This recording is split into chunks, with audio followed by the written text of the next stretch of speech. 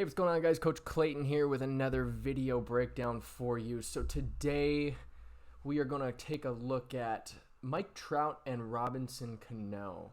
Something that they do really well, and you can really see it in these side angle views. Go ahead and take a look with me at their head. Now I'm talking about their head when their foot hits the ground. So this is something that a lot of hitters struggle with, is head movement.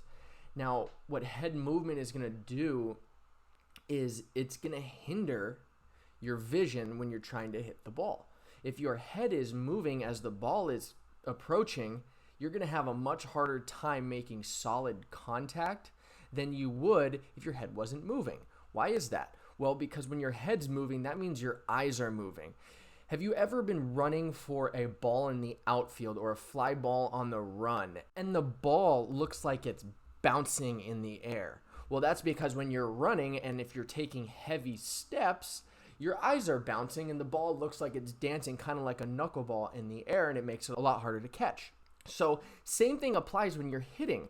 If your head is moving after your foot hits the ground, it's going to make it much harder to hit a ball, and it's going to make it much harder to recognize pitches. Because when your eyes are moving, it's going to be a lot harder to recognize whether that pitch is a curveball, a changeup, a slider, a cutter, a fastball in, a fastball up, fastball away. It's a lot harder to recognize the pitch. And then, of course, it's going to be a lot harder then to square up that pitch. So let's go ahead and take a look here real quick at Mike Trout's swing in slow motion. And I want you to watch his head right at foot strike, right when he comes down with that front foot. Watch his head. As his foot comes down, look at his head. So if we go ahead and look, let's go ahead and look right here. Look at his head. You can see his head does not move forward anymore. As he rotates, his eyes are locked on. Bam, down at contact. But do you notice that his head is not moving forward anymore? So if you look right here at the cursor, you can see his head does not cross this point right here at all once his front foot hits the ground. So if I rewind here, boom, front foot hit the ground. Now watch his head. It is not going to move forward. It is staying put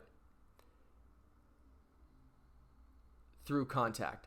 So now let's go ahead and take a peek too. I think Robinson Canó does this the best. Robinson Canó, Ken Griffey Jr. was unbelievable. Barry Bonds, same thing. But let's go ahead. Robinson Canó is still playing. So at foot strike, bam, foot's down. That head doesn't move anymore. That head is right on that baseball. Boom, now he's able to see, recognize, and bam. That is just a perfect swing right there. So that's just something I wanted to talk about. I wanted you to take a look at the head. It's super important that we eliminate as much head movement as possible. Our job as a hitter is to recognize pitches so that way we can then square them up. But when we have a bunch of head movement, recognizing pitches becomes a lot tougher. And now we put ourselves in a hole because our head is moving all over the place, which means our eyes are moving all over the place. And if you can't see it, you're not going to hit it. So that was just something I wanted to take a look at today, is just the head movement or eliminating head movement. Go ahead and take a look at some of your swings and try to compare them. At foot strike, does your head move forward? Does it move down? Does it move up after your foot hits the ground and before contact? Or does your head move a lot? So go ahead and take a look at that. Break it down. Compare your swings. This is something great you can do, is just compare your swings to big leaguers. Put side-by-side views. I know you have teammates who will film you when you're taking batting practice. That's something huge, is taking video. Then compare, put side-by-side your swing with a big leaguer swing, and let's go ahead and break down the swing, and let's see what the similarities are and what the differences are, and then you can go ahead and try to replicate a perfect swing every single time. So if you guys found this video helpful, please leave a comment below. Go ahead and give it a thumbs up, and don't forget to subscribe, and we'll be back soon with another video. Thanks.